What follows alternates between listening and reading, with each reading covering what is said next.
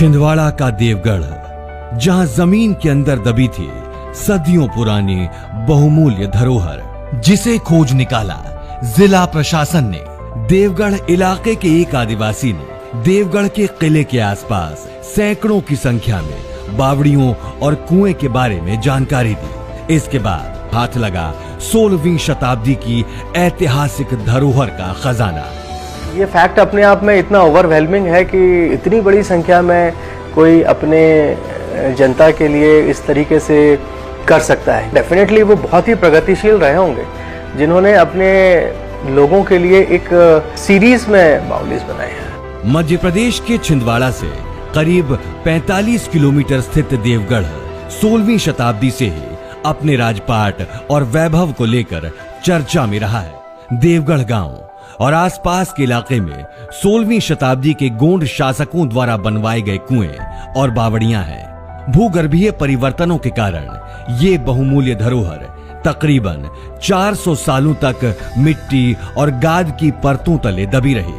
अब इन बावड़ियों के पुनर्निर्माण का कार्य चल रहा है। बावड़ियों की सूरत संवारकर उन्हें पुराने दौर की तरह चमकाने की कोशिश की जा रही है।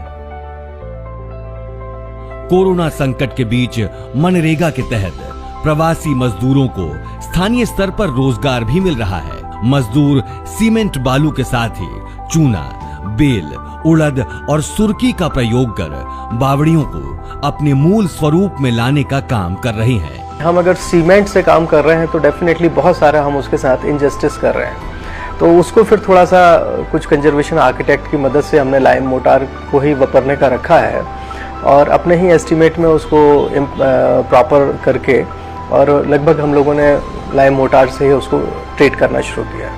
ये बावड़ियां देखने में बहुत ही सुंदर और आकर्षक हैं। इन बावड़ियों की जीर्णोद्धार के बाद बारिश के पानी का संग्रहण होने से क्षेत्र का जलस्तर बढ़ेगा, जिससे किसानों को सिंचाई के लिए पानी मिलेगा और उनकी आय बढ़ेगी। जिले में इन पुरातन काल की बावड़ियों को संवारने एवं इनके संवर्धन का प्रयास किया गया है, जिसमें इस काल की लगभग 46 बावड़ियों एवं 16 कुओं की खोज कर ली गई है और आसपास के क्षेत्रों में इनकी खोज जारी है।